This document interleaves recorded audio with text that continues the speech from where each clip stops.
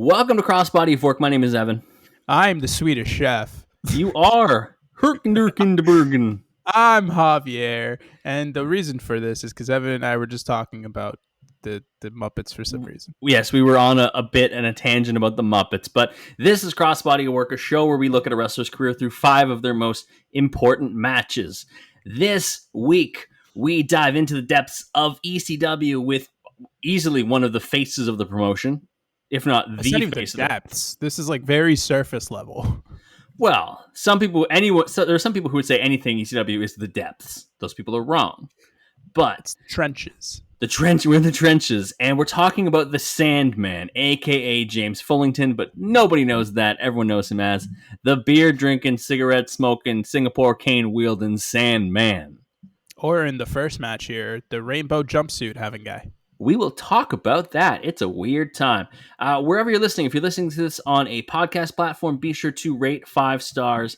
And you know what? Leave a little comment in your rating and make it a wrestling hot take. We'll read it on the air. Oh, yeah. Oh, we would love there's nothing more. I like more than reading other people's bad opinions.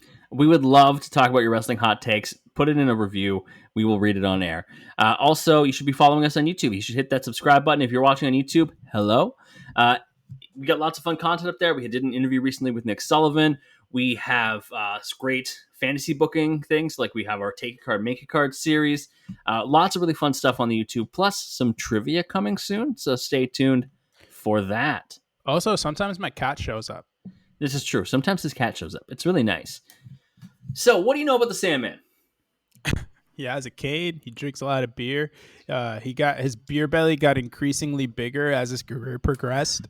It does go back down. The last match, it's not as big as it is the match before. It might be the shirt. It might be slimming. It's definitely the shirt. And what else is? Oh, he smashes a beer can on his head. He sure does. And I don't know how to explain it, but he kind of just looks like Dale, or not Dale. What's the one from King of the Hill that doesn't speak? Boomhauer. He kind of just looks like Boomhauer. He's almost like a Dale Boomhauer crossover. Truly. Truly. It's got a little bit of both. So the thing that makes the Sandman unique, he was like the heart and soul of ECW. It's him, it's Tommy Dreamer, it's RVD, and it's Raven, probably. But Raven jumped everywhere. Raven jumped. Sandman jumped. We'll talk about that a little later. But everybody, but if you had to say these are the 4 people who kind of embody ECW, they all do a little bit different things. Terry Funk too. ECW had a little bit for everybody, and the Sandman was a very specific type of wrestler. He was a hardcore wrestler. He did hardcore moves. He was not the most technically proficient person. His entrance was unbelievable. Yeah. His entrance to Enter Sandman, where he would take the whole song, he would enter through the crowd, he would be drinking beers, smash them on his head, smoking cigarettes, hitting himself with a cane sometimes. This man was unhinged. I'm telling you guys right now, if you go to certain subsets of South Boston and Dorchester, you'll find 15 different Sandmans.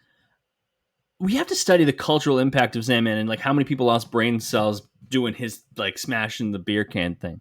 Well, I mean, if you're doing it in the first place, I have to question how many brain cells you had to lose. That's true. The starting number, yeah. Yeah. The baseline was pretty low there. Yeah. So I'm going to assume probably not that many. That's a fair assessment, I think. Yeah.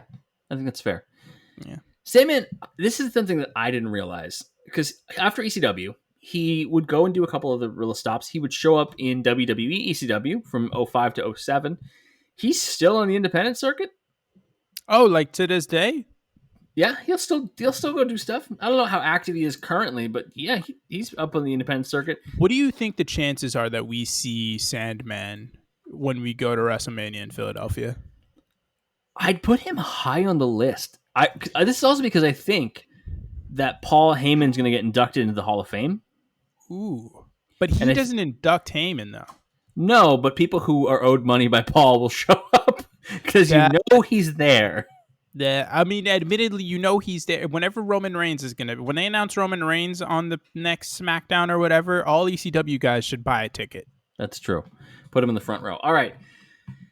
Our first match with the Sandman. A little bit about his backstory. So Fullington got his start in professional wrestling in Philadelphia, in Tri-State Wrestling Alliance, under the ring name Mr. Sandman. He was managed by his then real-life wife, Peaches. He also was in Memphis. He had like a little Memphis excursion from 91 to 92. In April of 92, he arrived in Eastern Championship Wrestling, of course, the precursor to Extreme Championship Wrestling, and won his first ECW championship from Don the Rock Morocco on November 16th, 1992. We are looking at their rematch. It's April 3rd, 1993, Sandman versus Don Morocco for the ECW title. Shout out to Don Morocco. Don Morocco is one person that I get on WWE Supercard who I like, and he's the one person I look at and I'm like, why the fuck does he have a Legends card? Don Morocco? That's the disrespect to Don Morocco. No, but it's like if you look at all the like legend people that they have, or like previous wrestlers that they have in the game, he's got to be like the least recognizable of the bunch. That's fair. I'm excited for our eventual Don Morocco episode, you know? We'll get into it. You are. Yeah. Well, I mean, look, the bar of people we've done wrestlers for, like episodes for, is not that high. Look, I am waiting for my Stevie Richards episode. That is when I will really have reached my peak. That will actually, that's the new King Mabel episode that like we get to look forward to. Like I've gotten Cena, I've gotten Eddie, I've gotten Brock, I've gotten King Mabel. We did Mabel, we did Danielson. It's like we did Orton. I don't have much left. We did. It's just Stevie Richards and Pete done at this point. I think my favorite thing though is like, yes, we've covered so many wrestlers. We still have so many to go. God. And worst of all, we still have to realistically go back to the first few or the first like bunch of episodes that we did and just tack on more because we sucked back then. And now we don't suck as much. Shout out to, because I always see the stats for the pod. People have been going back and listening to the DDP episode, which is episode 5. So like, shout out DDP to go and deserves another part. Yes, he really does. This match, we have Paulie dangerously at ringside with the cell phone, talking to someone at ringside promoting the match. No idea who that guy is. Can we talk about the Sandman's outfit? Okay. So the best way that I found to describe it is, you know those like old-timey swimsuits that like sailors would wear that have the stripes and everything? Yeah. Literally that, except it's like tie-dyed rainbow color. It's like a rainbow ombre. Except not really like fully rainbow. It's like cotton candy-ish. It's like a cotton candy rainbow. You know what's the colors of? Did you ever play with those like felt grabber things in the tennis ball that you could throw at somebody and you'd be able to catch it with it? Or is this Oh my God, yes. No, I know. Those came in the bright pink and the bright green, and that was it? Yeah. That's this outfit. Yeah. This match... he looks like a bike messenger from Barbie Land. But aside from that, this match is in the background of Barbie Land. He looks like Alan. He's Alan. He's just Alan. This match is fine. Well, Don Morocco's got to be older at this point, so I don't expect him to be putting on many master classes. And Sandman, I mean, we haven't gotten to like Sandman yet. So Don Morocco's 44 when this match happens. Yeah, and he ain't exactly Sheamus, brother. That's true.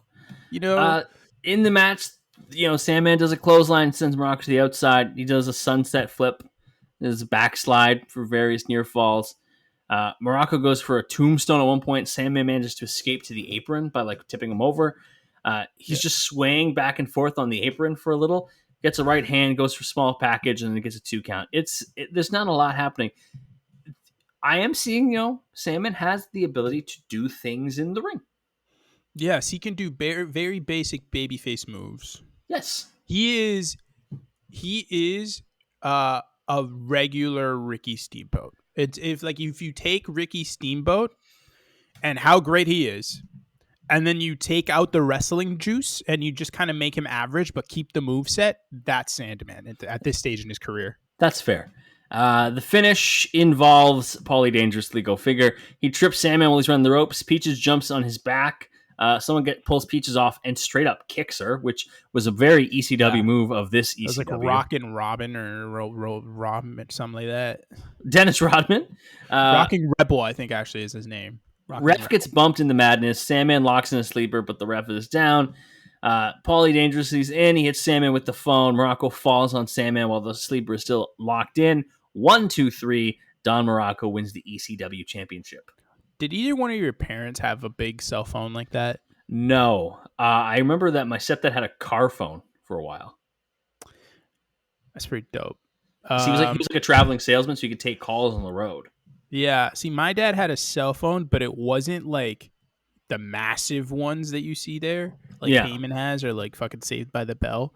It was like, I don't want to say like probably a second generation like Nokia. That's like, it's still a brick, but it's not still like massive. Like it's like a hand. It's like the size of your hand.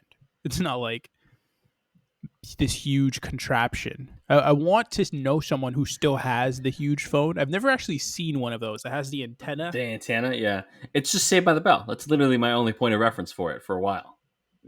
Yeah, I mean, Zach Morris. It's that, and it's Paulie Dangerously. Those are the only two people I know that have it. So in 1994, Sandman changed his gimmick because ECW owner Todd Gordon suggested he channel his own personality into the character, and so he did. In February 94, he began a feud with his former tag team partner named Tommy Cairo, which is the most generic bad guy name of all time. I kind of like it, though. It's a dope name. It's a generic Tommy bad guy Cairo in like an 80s teen like movie. You got to go up against Tommy Cairo. It's like, fuck. He's like the bad guy in Grease 4. Sandman was temporarily blinded following a match and inadvertently struck Peaches. When Sandman regained his sight and saw Cairo assisting Peaches to her feet, he attacked Cairo. Sandman subsequently became estranged from his wife, claiming, quote, "Life's a bitch, and then you marry one. Healthy." After losing a match against Cairo that led to Peaches hitting him with a strap profusely, Woman attacked Peaches and led her to the back, where Sandman held her and Woman applied the strap to her skin before Cairo returned to save her. Afterwards, Sandman was managed by Woman. So that's where we get our promo, is after defeating Tommy Cairo and Peaches, we get a promo from Sandman and Woman. So now we've done things my way, Tommy Cairo. And all you had to do was pay. I gave you a bargain basement price, $100. It must have been like 3 weeks. Your bill could have been a couple thousand. He asked how his head and back feel, and then he probably wishes that he had paid the $100. By the way, $100, like, come on, man. It's also 1994 money. That's like $144. That's like $200. He sounds like a mafia thug looking for payment. He's like, could have been. It's Tony Soprano. He's like, he asked what Peaches was going through, what was going through Peaches' mind when she was on top of him. Said what was going through his mind was seeing a woman next to him. But she couldn't accomplish being Woman. Again, with the manager. Being named Woman is so confusing in context of promos. In this context, yes. I didn't realize how difficult this was until now I'm saying it. Yeah. In 100 lifetimes. Woman, then he puts a cigarette in his mouth. Woman lights it. He tells her that when he saw her, which Peaches down on the mat, there were a lot of things that went through his mind, but mostly he realized how great Woman is and how far he knows that she's going to take him. Yeah. So Woman says stuff. Woman does say things, yeah. Says thank you. She's known to enhance a few careers. Come with her. We'll see how far they can go. For those of you who don't know, Woman is Nancy Benoit. Or Nancy Toffaloni. Toffaloni. That's her maiden name. She was also married to Kevin Sullivan once upon a time. She was the person who was the tragic victim of Chris Benoit. Yes, but we're not going to reference her as that because she has a legitimately all-time legendary career as Woman, a manager who is a female manager who is well ahead of her time. It is strange to be named Woman. Like it's an interesting name. She did have a lot of different roles. Like she had her return to WCW, a good stretch in ECW. She was in WCW back in the 80s as well. She did interviews. She managed. She wrestled. Promos. She did so much stuff. She wrestled a little bit. Yeah, she did so much. Her ring name was Fallen Angel. Ooh, I like that. Yeah, it's a good. Christopher Daniels. Yeah, Christopher Daniels somewhere like, I like that. I like that a lot. Sandman's promos are just Sandman talking. Like, I feel like if you just hung out with Sandman, this is what he would sound like. I'm telling you, man. You go to South Boston, parts of South Boston, because now it's all bougie because it got gentrified, and parts of Dorchester, you'll find yourself a Sandman. Is there any point at which a Boston accent slips out of you? No, because I don't have one. No, but like if you, I don't know how often you're heading to like South Boston. Well, South Boston, I'm not. First off, South Boston is the part of Boston I go to the least, aside from Charlestown, because that's not even. Charlestown is not on like mainland Boston. It's like there's the Charles River, and then on the other side of it is Charlestown and East Boston. Yeah, East Boston's where the airport is, which is the only time I ever go to East Boston. Fair. But like, I don't know. It's just it doesn't happen. Like, I don't even know how you would talk that way, because like most people now, especially nowadays, that live in Boston are like transplants from somewhere else. Yeah, so the Boston accent is just like it's not as prevalent as it once was.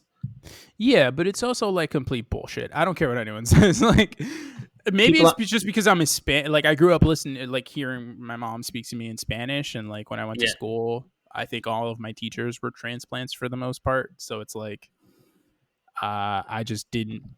I wasn't raised enough around that accent. But it's like, how do you fucking talk like this? I don't understand how you could talk like this. Yeah, hang out with Nomar Garcia Para, shit like that. I don't. The fact that you pronounce your R's, it just doesn't make sense to me. Garcia Para, yeah, it's a lot. All right, we're gonna take a break. Nomar. Well, it's a great name. We're gonna take a break. When we get back, it's Sandman versus Shane Douglas for the ECW Championship. Back from the break, Sandman challenged Shane Douglas for the ECW Championship in April '95 in a three-way dance. For some reason, you're still here. That happened. Yeah. But was attacked by his own valet, woman, who helped Shane Douglas retain the title. So we go to Hostile City Showdown, 1995. Sandman versus Shane Douglas in the rematch for the ECW World Championship. Sandman in the American pants and red tee. Happy 4th of July to everyone. Just kidding. It's still April '95. We are still months away. We're a month removed. No, sorry. You said April, not August. Sorry. Yeah, April. No, we're 2 months. That's 2 months on away. me. I appreciate your honesty.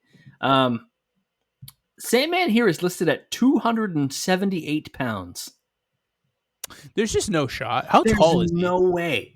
There's absolutely no way. He's listed 6'4". Still, like, I know he's. I don't know, because I'm thinking about like my old roommate Bruce. Shout out. You're not listening, but shout out. Like, he's 6'4", but he's also like a naturally like thick dude because he's got that Slavic in him. He's on his Nikola Jokic. Yeah, he's a burly man. And I like at his biggest, he was probably like that weight. And like just looking at what Bruce looked like then compared to what Sandman looks like in this, it's not even close. No, it's not close. Not even close. You brought up a good point about Hostile City Showdown, which is right before this match.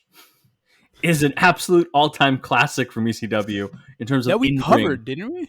I believe we covered it because it's the 35-minute match between Dean Malenko, or 25-minute between Dean Malenko and Eddie Guerrero that ends in a time limit draw. 35, isn't it? No, the bell to bell is 25. It says. Wow, they kick rocks.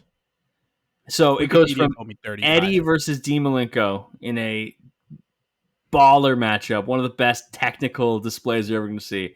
And then we get Sandman versus Shane Douglas. And then Shane Douglas comes out. Like, what do you want me to do here? You don't like Shane Douglas. I don't. And I've said this many times. He is the most blech wrestler ever. Like, there's a reason that he didn't work out in the WWF. And, like, he could blame Sean or all this other bullshit. Nah, brother, you sucked. Like, you just weren't that good. It's like Shane Douglas is like if Riddick Moss became champion. Shane Douglas is Jeff Jarrett in a different font. No, because Jeff Jarrett at least has the nepotism. Like, this dude, and he could cut a promo. Shane Douglas needed a manager. Nah, say what you want about Jeff Jarrett, but you clearly haven't seen Jeff Jarrett in TNA. If you're giving me the face like No, Jeff it's Jarrett can't cut a promo. It's part of the reason that I didn't watch TNA was because Jeff Jarrett was there, and then Hulk Hogan was there. No, Jeff Jarrett. Listen, I don't like Jeff Jarrett. I treated him the same way I treated Triple H in the early aughts of the 2000. But like, he still objectively cut a promo. Never drew a dime. Broke a lot of guitars. Could cut a promo. Shane Douglas is like wrestler who just learned how to do drop kicks and like fundamental moves, and he's like, I look like $1 million and I am blonde, and because of that I am gonna be top guy. Everybody good with that? Yeah. I'm so excited for when we do a Shane Douglas episode. It's gonna be worst. Go ahead. I can't stand Shane Douglas. I think Shane Douglas is so not that good at all. It's like I said, it's literally Riddick Moss if he became champion. So my question to you: what'd you think of the match? It was boring. I was bored. I was literally bored watching this match. I had a hard time writing notes because I have a shit ton of notes. Really, it's just like, because there was so much time between each move that I was like, do I write down that move or do we just talk about like the vibe of what's going on? No, see, my thing is like it was terrible in college. Because when I was in university, what I would do, like, I sucked at taking notes because I'd want to write so much. Oh, okay. Like, I learned to type faster because of how much I had to type. Okay. Like, I'm just someone that just does everything that's there, that's on the screen. I'm going to type down. It's coming home with me. Yeah. But I'm also going to write what the teacher says. That's fair. So early on, Sandman with some cane shots. Douglas ducks one, gets a drop kick to the face. We get like an elbow. We get a running elbow drop by Douglas, a high knee, a snap suplex. Like he's hitting some moves. He's doing the thing. He's doing the regular bare basics. Month 3 of wrestling school. Sandman whips Douglas into the guardrail at ringside. DDT by Douglas back in the ring. They start showing women's feet for some reason. I didn't notice that. I'm shocked that you didn't. They lingered on her feet and legs for like 3-4 seconds. It's weird. It's a weird time. Quentin Tarantino direct this. And then they like slowly panned up, and I'm like, what is going on here? Oh, okay. Sandman's wrestling. Let's talk about feet. Sandman's wrestling in high top shoes. What type of shoes would you wear as a wrestler? All right. So Roman Reigns pre-sneaker, like when he would rock the like what they kind of look like boxing boots, but you know what they look like to me is the Kobe, I want to say 9s had this like high top version of them that were the elites that were like $200, which is why I never got them. And they look like that. I would want those. Maybe not those Kobe specifically, but I want shoes that are like that. That's fair. Or maybe like some like New Balances. I'm going like the Daniel Bryan like boot kick pad combo, like they go all the way up to the knee. Yeah, but I like the that kick shit. Pad is an extra. Like that's not a part of his boot. I know that, but I like the combo. Like that's the style. But you didn't ask me to combo. The combo is a whole different thing because then I'm getting the full leg sleeve with the knee pad. No Crocs. You're not gonna rock the Crocs. I have weak ankles, so I can't do that. What about sport mode? Still have weak ankles. What do you want me to tell you? I'll rock the Croc boots, like the ones that are like those big red boots, the big red rubber boots. Yes, I'll get the Croc versions of those. We get a middle rope springboard splash of sorts by Shane Douglas for a 1 count. Not even 2. It's okay. We need to talk about the middle ropes. He like lunges himself into the corner. Yep. And he turns and he does the Shawn Michaels like crossbody, but Sandman's just down on the ground. Yep. So like cool. Also, Sandman looks like fucking Uncle Joey in this. Like he does. Kinda, yeah. Nah, from Full House, bro. That's because I can imagine him there's like a barbecue episode or some shit, 4th of July episode, and that's the exact outfit that Uncle Joey's rocking. So Sandman tosses Douglas to the outside. Douglas gets him in like an electric chair position off of the apron, drops him onto the guardrail at ringside. Sandman gets a scoop slam at ringside. He gets a chair. It hits a shot to Douglas, who rolls under the ring. And I like this. He rolls under the ring, and Sandman, instead of like chasing him under the ring, just starts walking around the ring. Like he's probably going to come out the other side. But then Sandman is stupid, and he goes after a woman instead. Woman. He was doing so well. He had the right. He's like, I won't get sucked into this. I am a smart baby face. And then, woman's there, a little bit of a distraction. Douglas, I'm going to loosely call it a tope.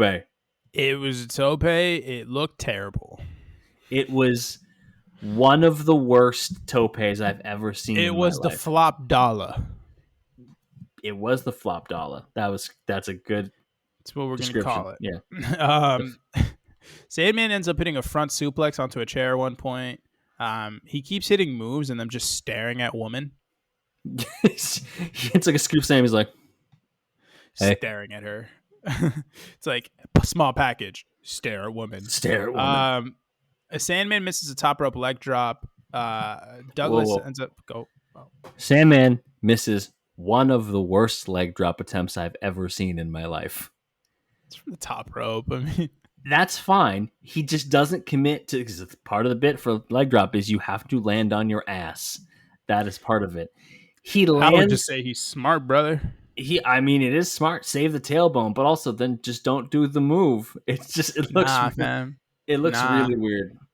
I liked it. Backbreaker by Douglas, which does not look good. Then he puts on a crossface chicken wing because of course he does. It's a perfect move for him. When he locks in the crossface chicken wing, woman hits Douglas in the back of the knee with the Singapore cane. I don't know about you. I hate when people touch the back of my knee, or like if you get the stepped on thing. Man, I know exactly what you're saying right now. I don't think I've ever agreed with you more on anything. The back of the knee is a sacred area. We as human beings should not have the back of our knees touched. There is a reason why every person who gets touched in the back of their knee, whether it gets pushed in or whatever the fuck, there's a reason my knee bends naturally. It does it on its own. It's because it ain't meant to happen. Stay away from my knee pits, all right? Stay away from my knee pits. So when she hits Douglas in the knee pit, Douglas falls backwards with the hold locked in. Sandman pins him because the crossface chicken wing's from behind, obviously. Also, Douglas is a dumbass, so that's why. Yes. Woman has returned to Sandman. This was all part of a ruse. Mr. Sandman. I'm surprised. We're 29 minutes into recording, and you finally started singing the Sandman song. When that song was on, it was on Fallout 4. No. Yes. Yeah, it was? Okay. 4, it was in Fallout 4, but it was also in Fallout 76. Yes. And I would do, every time it was on, I'd stop whatever I was doing and just kind of vibe. Fallout New Vegas, every time there would be Big Iron on his hip, I would just be like, oh yeah, it's time. I would intentionally find fights if I heard that song. I'd be like, whoa, I'm killing something. I forgot the song from Fallout 3, but God, Fallout 3, what a game. I Don't Want to Set the World on Fire, that one. Is it? The beginning song? I genuinely, I cannot remember. It has been at least 12 years since I've played Fallout 3. My wife got me a PS Plus, like the expanded PS Plus membership, so you could play a backlog of games for my birthday, so I could go play Fallout 3. And brother, it was worth it. I know you already did, but ring her. I will do it again. So, Sandman, December 95 through May 97, which is, a year and a half. Damn. Was in an on again, off again, but mostly on again feud with Raven. On January 20th, who hasn't been in like this super long, extensive feud with Raven? Raven is truly one of the through lines of ECW. He lost the World Heavyweight Championship to Raven in January of 96. They traded the title back and forth. Sandman joined forces with Raven's nemesis, Tommy Dreamer. He regained the title by pinning Stevie Richards in an Ultimate Jeopardy tag match, which is, I know, big for you. During the feud, this is probably the thing that you know about this feud. What do you know about the Raven-Sandman feud? Do you remember? Do you know anything? No. There's two big things. Not at all. Raven allied the crucifixion in it. So that's part of it. We'll talk about the crucifixion in a second. But he also brainwashed Sandman's real son, Tyler, into joining his cult. And so Tyler, who I think was like 7 or 8 at the time, was an on-screen character, and he was aligned with Raven. Same with Lori Fullington, so Sandman's wife. What is this, like number fucking... Is he -1? This was -1 before -1? Raven was... he was telling his son, like... Raven was telling Sandman's son that he was his father now, and his son, like he believed it, like it was a big On thing. some Eddie Guerrero Dominic shit. Telling Tyler that his parents' divorce was Sandman's fault. He made him do like the Raven pose, like the crucifix pose.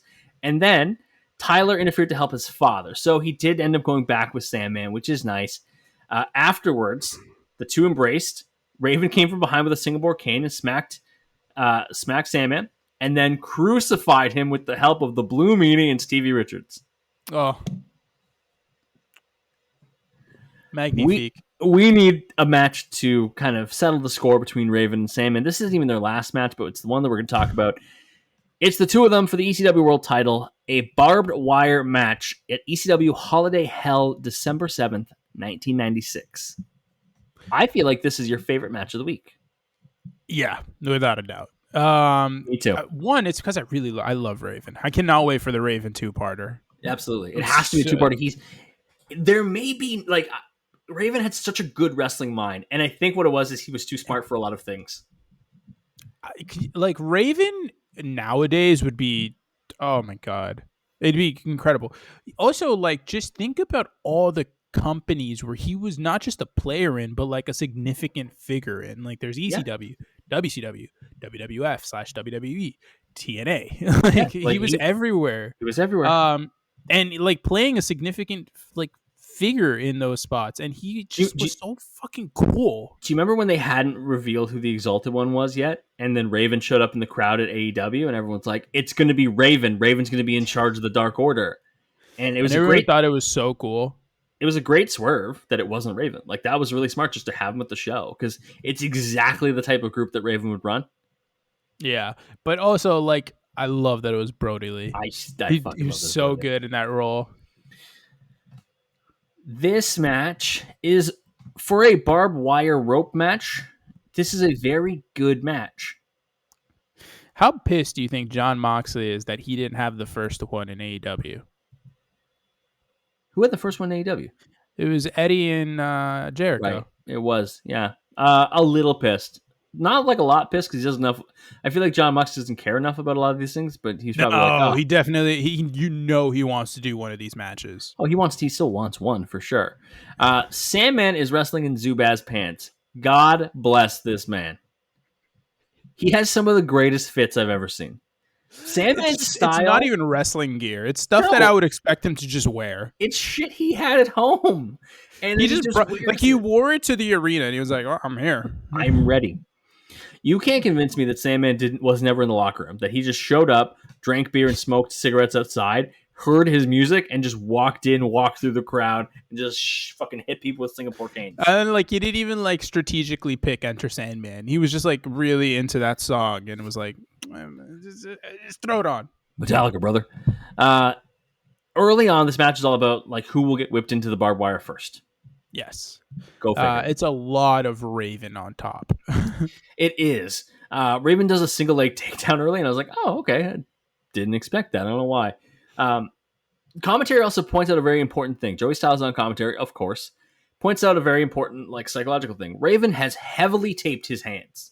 Like, yes. And his wrists all the way up like to his mid forearm so he can grab the barbed wire if needed. Sandman, nope. Just out there raw dogging it. He's got the Zubaz pants and a dream. A dream.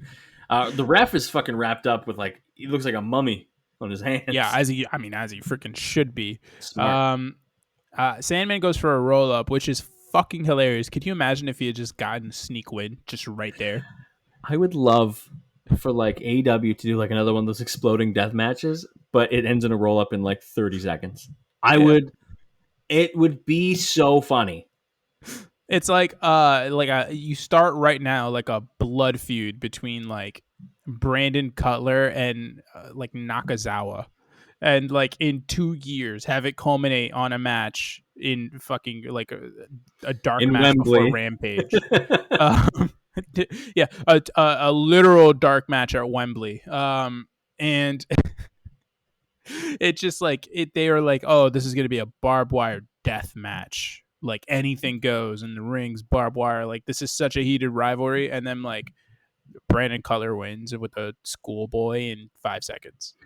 I'd also love it if like the next match in like the Sammy Guevara Jericho is one of them. Like Sammy wins with a roll up in 12 seconds. So the first part of involving the barbed wire, Sandman is sent into the barbed wire. He's hung up. Raven hits some drop kicks. Sandman's stuck. Sandman's then crotched onto the barbed wire. Raven's hitting him at ringside once he gets out of the barbed wire with like a metal sign, like a street sign. We're back to the ring with a table. Table's inside the ring now. Raven goes to set up a table in the corner, and Sandman just fucking launches himself at the table. Raven gets pushed to the side and falls into the barbed wire, but Sandman has just put himself through a table. It was genius, by the way. Genius. He's like, I've taken a bunch of table bumps. I could do that. You know what Raven hasn't taken? A back full of barbed wire. Yeah. Plus, the way the table broke, that shit was effortless. That didn't hurt him that much. No, he knows what he was doing. Little tiny, maybe a tiny bruise on the elbow. Who gives a fuck? The table was like a church wafer. Fuck is a church wafer? You know, the fucking the sacrament that they give you. The body of Christ. The little bread, isn't it just a literal piece of bread? No, certain places it's like a little tiny circle cracker. I don't know, man. I don't church. I did church for a while. The only church I do is church chicken. Sponsorship, shout out. Maybe not. They didn't do too well with my stomach. Oh, good. Okay. Popeyes, what's up? Popeyes destroys my belly, but it's worth it. Raven rips his shirt off. Bad idea. Sandman then front suplexes him onto the barbed wire. Who could have seen that coming? Yeah. Enemy just like stays there for a while. Just hangs out. Sandman has wire cutters. And I'm like, oh, did Sandman actually bring wire cutters? He took them from the ref. No, he just took them from the ref. The ref has them in case of emergency. And Sandman's like, I can use these. Yeah. He said, fuck that. Give me that shit. I like to think he pickpocketed him. He has it across Raven's forehead. At first, Joey Sal says he's strangling with it. He is not. He just has it on the forehead. Sandman then whipping Raven with barbed wire. Raven gets a Singapore cane, though, and hits some headshots at ringside. Oh, my God. Pretty good. I don't know why, but every time Sandman hits someone with a cane, or the ECW canes especially, they sound so fucking loud. They sound very heavy. Raven has a massive gash on his back. Did you see that? Yeah. Like, he clearly got deep cut, and like it's like you can see muscle. It's a lot. I mean, the fact that it went through his shirt, like, and he had layers. He did. Sandman gets run face first in the barbed wire. Sandman is a bloody mess immediately. Yeah. He dives over the barbed wire onto a seated Raven at ringside, which is great. It's a terrible dive, but he's just committed. He wraps himself in barbed wire. Yep. He wraps himself in barbed wire. He does. He just wraps himself in barbed wire. And then he jumps out with the cane. Yep. And on the way down, because he doesn't go for a tope or anything. No, he just jumps out and on the fall hits Raven with the cane. Yeah. Why did you wrap yourself in barbed wire? What was the point? This is the greatest match of all time. He sets up a table at the ringside. Raven is on it. Goes back in the ring to dive off. And you should know, he's diving off the side where he's cut the barbed wire, so it's easier to get down. Raven. He's just running for no reason. By the time Sandman jumps from the ring, Raven is nowhere near the table. And because of that, Sandman's just covered in barbed wire, dives through a table. He's still covered in barbed wire. This is so sad. This is cinema. Where's Martin Scorsese when you need him? So he crashed and burned like a motherfucker. And then they bring a table into the ring. Yeah. Raven gets Sandman they set it up. Yep. Raven gets Sandman onto the table. He's clearly going for a power driver through the table. But as soon as he puts any pressure whatsoever to lift Sandman up the table, gives way under the weight of both of them, it just collapses. Raven then just hits a DDT and wins on half of the table because the table broke in two, so it was still standing up like a freaking like a little crevice, and so he takes one half of it, DDT Sandman through it. That is definitely a fuck this shit type of move. I don't think I've had a stronger recommendation than this match in This months. this is like the strongest recommendation I've had since like the freaking Virgil promos. Yeah, it's like this, the Virgil promos, and the Harlem Heat hot dog cart match. And then like the Aja Kong Bull like Nakano, Bull Nakano cage match thing. scissors to this. Yeah, Those are that's the Mount Rushmore of recommendations. I didn't realize how goofy this was until we had to talk, because that's the thing. Sometimes you can watch a thing and you just see it and you're like, yeah, that was weird. But then once you put words to it and you try to describe it to other people, this match made no fucking sense. Sandman wrapped himself up in barbed wire and did nothing with it. We should have known the second he threw himself through a table that he was going to make some bad choices in this match. Like, I want to say that, maybe the plan was to put on a bear hug, or maybe his plan was to dive onto Raven or something. No, he didn't. He just didn't make an effort to do either one of those two things. The table spot that he crashed and burned on, not even that was really, like, the barbed wire wasn't the focus of that. It was the table. Yep. It's a lot. So what are we doing here? We're going to take a break. We're going to mentally recover. When we get back, we have another crazy match against Sabu. Back from the break, it is a Highway to Hell match versus Sabu, November to Remember 1997. Why did I think it was Stairway to Hell? I wrote Stairway to Hell. It's apparently a highway to hell, even though the ladder has steps and it's not a highway. It's a ladder match where the thing you grab is barbed wire at the top, but that's not how you win. It's just there in case you want it. This is ECW going out of business was the worst thing that happened to my entertainment. That's the other thing, is we didn't talk about this, but longtime listeners know I am an ECW guy. I watched ECW when I was far too young and went back and watched lots of it. Javier, not so much. He does not really know a lot of ECW things, so all this is brand new to him. This is all new to me. Sandman has this sick shirt in this match that's like a white... It's a white shirt, and he cuts the sleeves off of it, because of course he does. And then on the back of it is like the bloody font that they would use in the fucking Simpsons Halloween specials. Yeah. And it's sweat, blood, and beers. Get that on Etsy somewhere. That's such a sick shirt.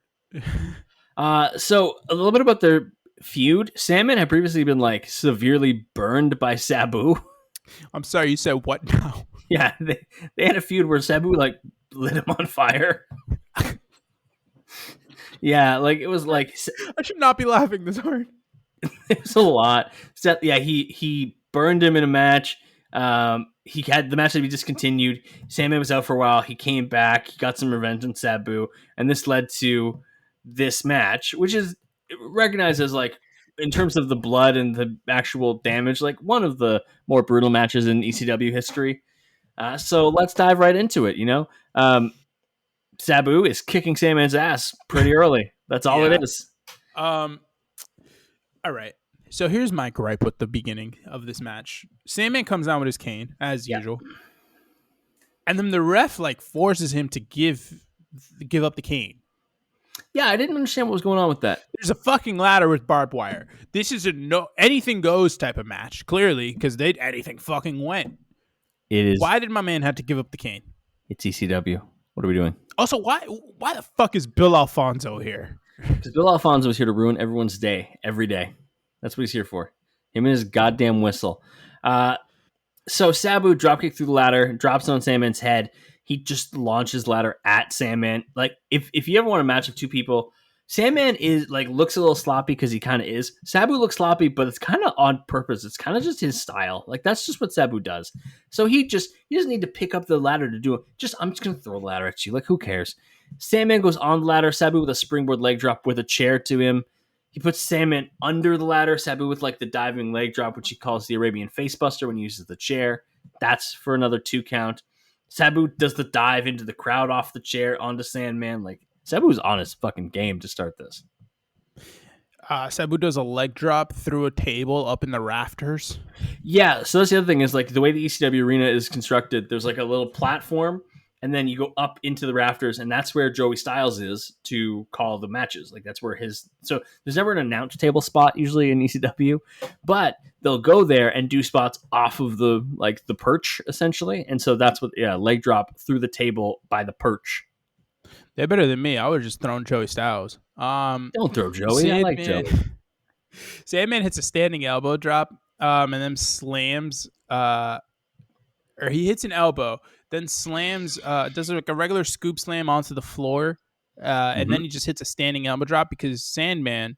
If there's one thing that he consistently does in all these matches, it's a standing elbow drop. It is in his bag. We brought all the way back to the entryway. Also, throughout this, there were chants of we can't see shit because the other fans, obviously, there's no like jumbotron in the arena, so they can't see anything. Oh, that's their fucking problem. Sandman suplexes a ladder onto Sabu. He then teeter-totters it over the... Suplexing ladders. He does love that. He then teeter-totters it and does like the spot where he smacks the one end and it... The Joey Mercury, if you will. The Joey Mercury, yes, except they didn't explode Sabu's face. A table is set up between the ring and the guardrail. Sandman then grabs a ladder and lays it between the ring and the guardrail. Sabu is laid on the ladder and the table. Sandman does leg drop and sends himself through the second table of the episode. Sabu stays on the ladder because metal is stronger. He got him. He definitely got him. But Sandman has now sent himself through tables in back-to-back matches we've watched. This might be my favorite wrestler. It's the not just the gross incompetence, but also like the negligence of one's well-being. Like there's just like it's the Darby Allin appeal of you keep doing things that hurt you, but for my entertainment and enjoyment. Yeah. But Darby's also like insane. There's like he's insane, but he does it in like a very smooth way, you know? Also, it helps that he's smaller, so it doesn't look as bad. Sandman is big sloppy man. So when Sandman's apparently 278 pounds. He's not graceful with any of this shit. Like Darby, you look at Darby doing the stuff that he does, at least he's fast as fuck, and he like gets his shit together when he does it, and it looks like graceful. Sandman looks like he just tried to jump off the bar. Sandman goes up for the barbed wire. He grabs it, and then Sabu pushes the ladder and sends him through two tables at ringside. Sabu gets the barbed wire, dives at Sandman, but misses and hits his jaw so hard off the guardrail that he breaks it. Sabu breaks his fucking jaw in this match. Oh my god, legit? Legitimately. He breaks his jaw. So he continues in the match. Later on, he gets his jawbone taped by Bill Alfonso ringside. That's what he's doing. When you see him lying there and talking to Bill Alfonso is taping his jaw so he can continue the match. Sabu would murder the original Sin Cara where he stood for throwing up the X in that match. He would vaporize him with his eyes. I mean, Sabu, listen, the guy botched so often that he was injured all the time. Sandman puts the wire in the corner. Sabu hits it, just plasters him with a chair shot. Yep. And then Sandman falls back into the wire in the corner, and then Sabu just puts him in it, like pushes him into it, and then somehow gets a pair of scissors and just starts stabbing Sandman with the scissors. I feel like our favorite thing on this show is whenever somebody has scissors, like the acclaimed Bull Nakano. Anytime there's scissors, we're like, yeah, we're in. Okay. But you say Bull Nakano there. Why did it sound like you being Bill Hader when he's going MTV's Dan Cortez? This match has everything. All right. Broken jaws. Sabu. A midget that they paint like a little fire hydrant. The smell of pee that permeates Philadelphia. So he lays Sandman in the trio woe in the corner with a barbed wire like Halo, puts a chair in front of him, and then just drop kicks him in the face. And then Sandman moves. He does that, and then he goes for another one. He goes for that like chair-assisted corner splash. Yeah. Sandman moves, and Sabu ends up eating the fucking wire. And then Sandman gets his cane, gets a cane shot off that looked like he fucking shot this man. Sabu hits a springboard moonsault off the chair and barbed wire wrapped leg drop, which is a lot. Sabu does a diving chair leg drop later, hits the Arabian facebuster again. Sandman at one point just gets the halo of barbed wire. He just has it on his head. It's like, except it's just like you what is it the third Saw movie where the guy has like that fucking contraption on his head? The bear trap essentially on his head. Yeah, but it's more than a bear trap. It's like fucking huge. It kind of looks like that, but barbed wire. He looks like the most hardcore astronaut of all time. He's got like a truly. He hits a Singapore cane shot that resonates through the entire arena and manages to pin Sabu afterwards. Probably because Sabu has a broken jaw. But also because he might have legitimately been knocked out by that shot. That match, honestly, watch that match directly after watching the Raven match and just be like, how did these people do this for our entertainment? And they weren't paid nearly enough for it. No, definitely honestly, they not. might not have been paid at all. There is a real possibility of that. There is a brief interlude here where Fullington, Sandman, goes to WCW. He first appeared, and you're never going to believe this, in vignettes promoting Raven as a spoiled rich kid and Fullington as his preppy neighbor. That was the pitch for Raven and Sandman in WCW. Yep. That's the look. That's what, yep. The original plan to debut under the gimmick was scrapped. He later debuted under his longtime nickname, Hack. That was his nickname. Why was that his nickname? Great question. He debuted by calling out Bam Bam Bigelow and challenging him to a hardcore match.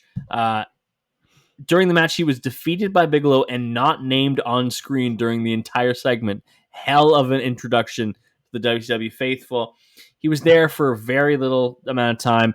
He was part of an angle involving Raven and Bigelow and Raven's storyline sister Chastity, in which he had formed an on-screen relationship with them. But then I believe Chastity, it was found that she had done hardcore pornographic movie, according to Wikipedia, and she was just released.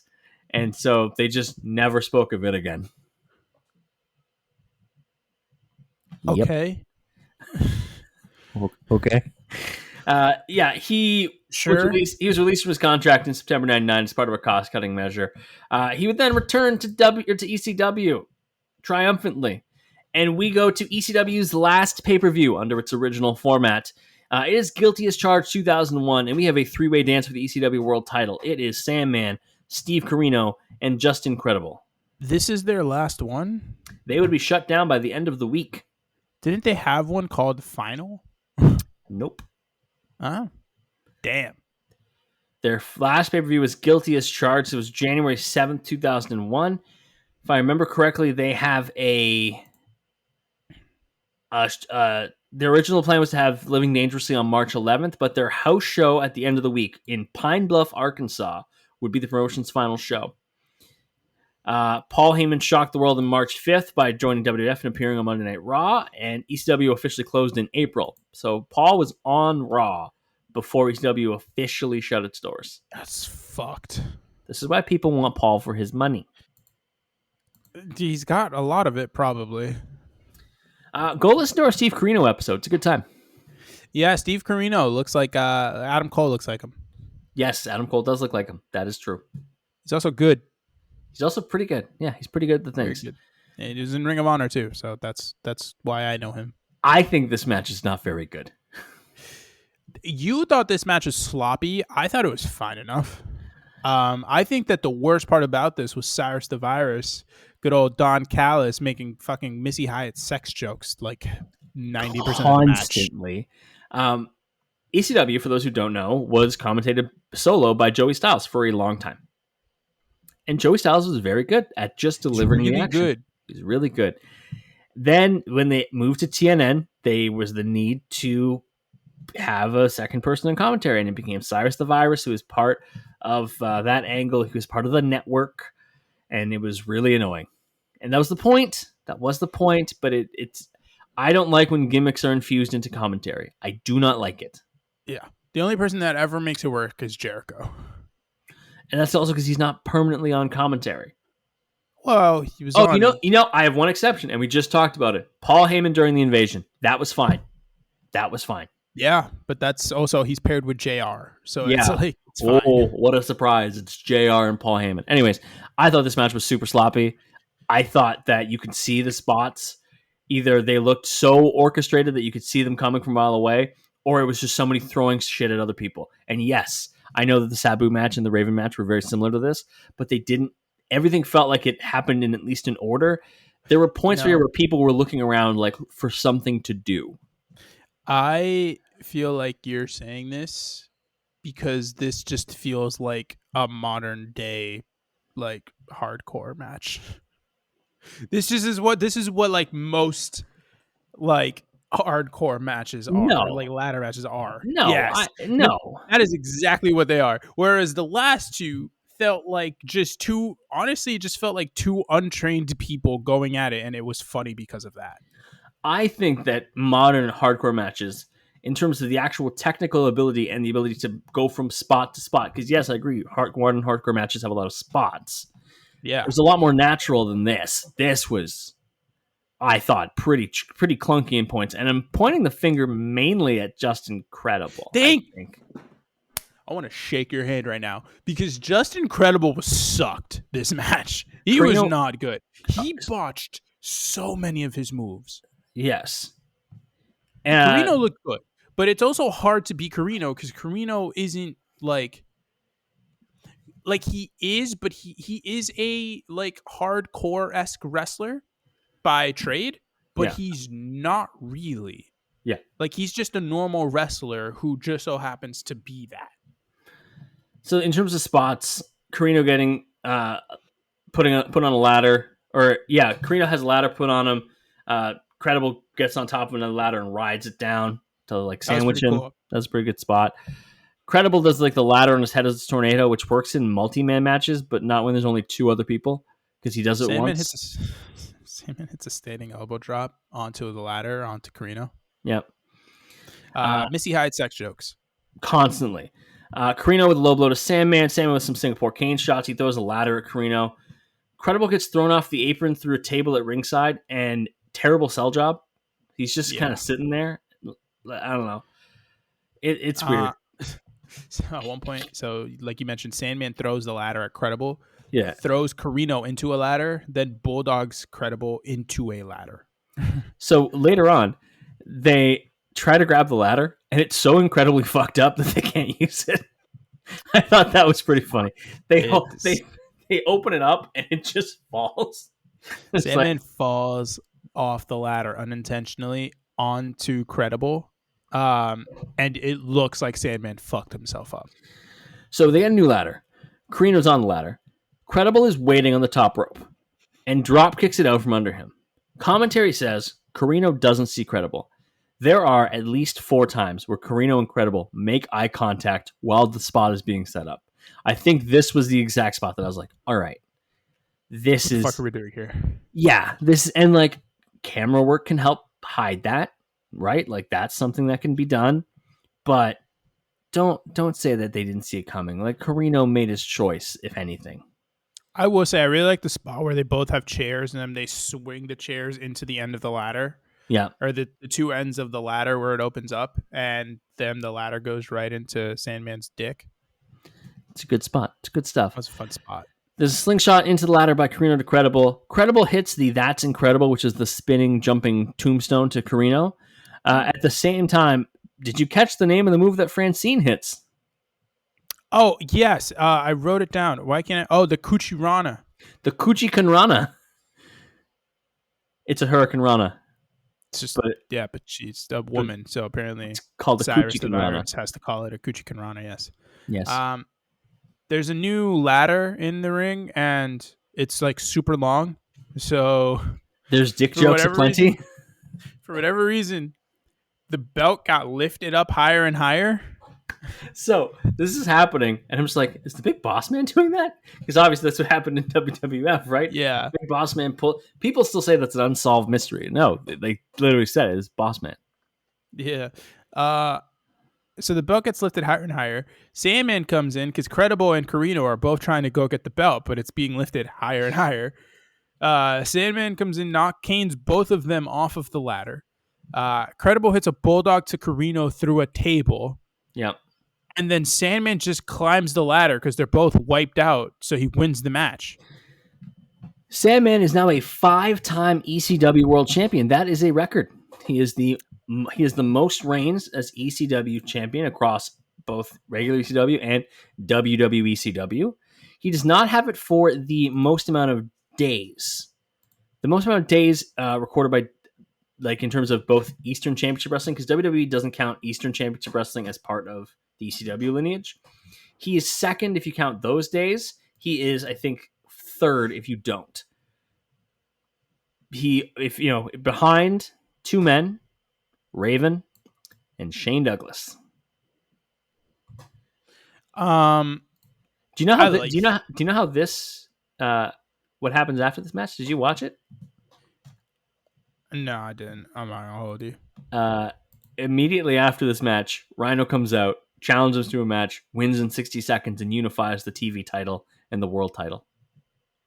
Because Rhino was like on Rhino was on like a dominant TV title run at this time.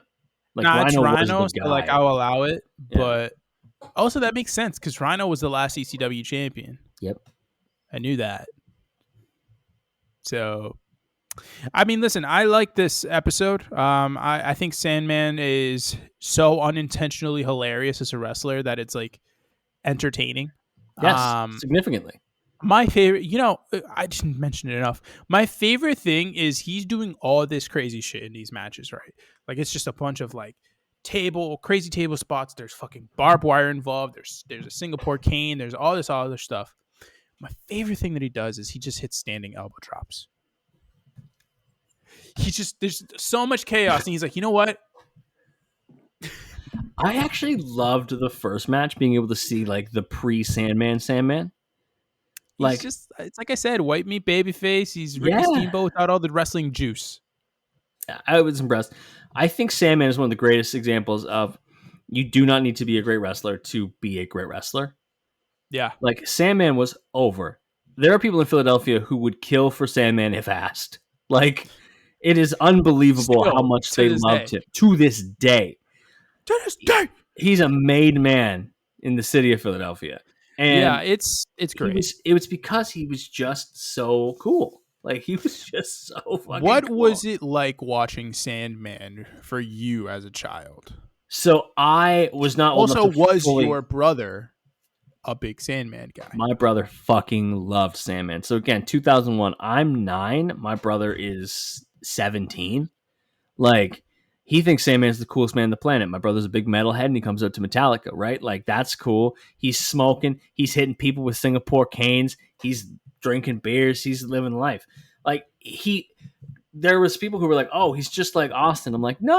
Like, Austin's a wrestler just like me for real who likes to drink. Sandman's a drinker who happens to wrestle. Yeah. Like, he just happens to be at the show. He's like, I'll wrestle. It's I think what I can understand the appeal for why everyone thinks he's so cool, because he is. But another thing, like, I really think that we cannot discount just the unintentional hilarity of his matches. Like, I know not all of his matches are like that. Like, I'm sure he had a lot of stuff that probably wasn't as exciting or wasn't as fun. Like, if him and Tommy Dreamer had a match, I'm sure that shit was boring as fuck. But no, because Tommy Dreamer's a sucker for punishment too, so he'd take like 40 kendo stick shots. But the thing is, sucker for punishment only gets you so far when the other person is only a sucker for punishment. This is true. Like, you need to have some brutality in one of the two men, and neither one of these two guys really has that, because Sandman is just crazy. And again, like, I really enjoyed this. I think he really encapsulates ECW very well, because he's a guy who was able to rise to the top without being a top level performer. Like, he's not Eddie Guerrero. He's not Dean Malenko. He's not, a guy like Rob Van Dam, who is not that RVD's at the level of Eddie or Malenko, but RVD had his own flair to him that made him so, like, unique and cool at that time. He didn't have any of that kind of stuff. He just kind of went out there, was himself, and went and kicked ass and had this personality that just resonated so well with the people of Philadelphia, which makes sense, because I also expect the people of Philadelphia to be alcoholic chain smokers who smell terrible. My God. Unnecessary digs of Philadelphia. We're going to be there. You be nice to Philadelphia. We want a nice warm welcome.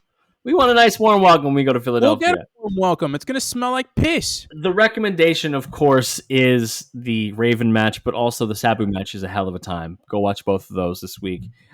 You'll be able to understand them better than our just giggling through it, because what a weird fucking time it was.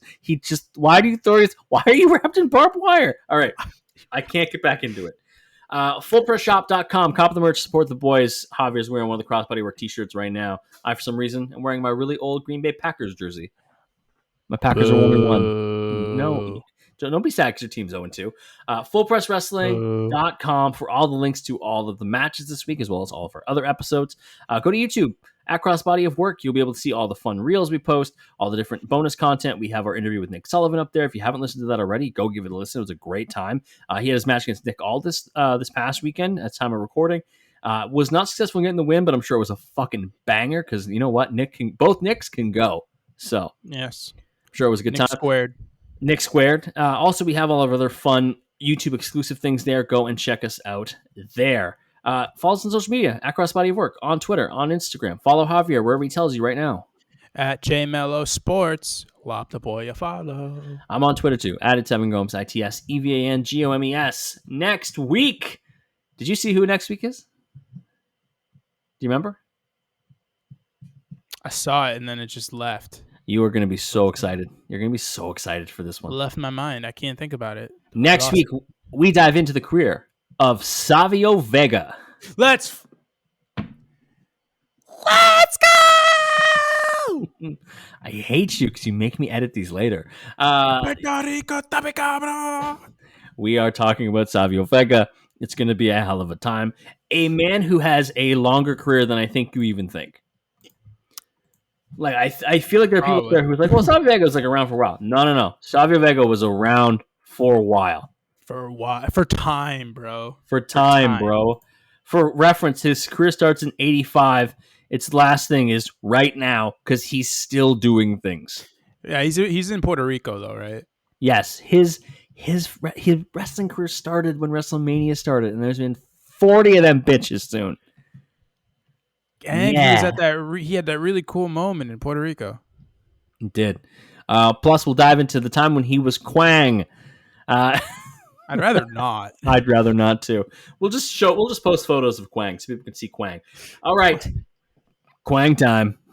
Thank you so much for joining us. It's now time for everyone's favorite part of the podcast. Javier, any final words for the people? This week on Life Advice with Javier, it is real world time. So today I had a job interview and I had a job call with a recruiter. Technically it was an interview. I don't know what you exactly call those. But anyways, it was a good time. It really helped me get reacclimated with the process. I've been at my job for a couple years now, so I haven't had to go through this in a little bit. And it felt good, feeling kind of wanted. And it really brightened up my horizons. I'm having a nice little switcheroo with the career going, so it's cool that that's something in not another field but another realm of the financial landscape showed interest in me. It's nice to be interested. And the advice this week is really for people who, I don't know, maybe you're in like a monotonous job, you're bored, you're thinking about a career switch. My advice is honestly just go fucking do it. Like, I have as stable as job as it gets. I have the best health care, the best benefits, all this other shit. Solid pay, but I'm no longer content with it. Might as well. And because of that, I want to make a switch. And so I am. And my advice to everyone is if you are doing something that doesn't fully satisfy you, go find something that satisfies you. Like, just fucking do it. Whether the reasons be you feel like your job doesn't pay you enough. If you've been there for like 3 years, why are you still there? Go find a new job that pays you more. You now have experience. You can apply to those jobs and get them. And obviously everyone's situation is a little different, but at the same time, yes, like, just explore your options. I know people who've been in the same job for like 10 years.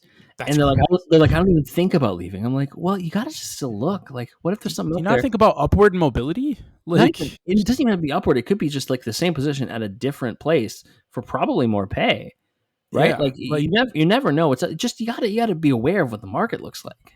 yeah, and if your job's only matching like 2% of your freaking 401k, and you get 2 weeks of vacation time or PTO or whatever the fuck, go somewhere else. I promise you, you will find other jobs that are way better. Just do it. There's never been, I think, a more exciting time to look for jobs. There's so many avenues that you could do so. There's so many different like options for work. Like, you don't even have to be in an office full time anymore. You can do a hybrid schedule for as many days of the week if you want. You can work fully remote. Your employer could be in California and you can be in Vermont, and that is okay. And it's just one of those deals where, like, if you find something and it works for you, go attack it at all costs. If you're looking to develop new skills, there are certifications that you could take on the internet. There's a YouTube video for everything, is what I always say. That is true, including our YouTube videos, which aren't helpful, but they will remind you of very old matches that happened, and you'll have a wonderful time. We are your relief from the real world. It's nice. We talk about wrestling. At the end of these podcasts, we talk about the real world. We do. Yeah, again, go. Just go. Just explore. Even if you're like not willing to make the change right now, get the process going for yourself. Just see what it's like. For a little bit down the line, you don't have to accept any offers. Just try to get one. Get one. Thanks for joining us. We're back next week to talk about Savio Vega. We're gonna have a great time. We'll talk to you then. Della mia.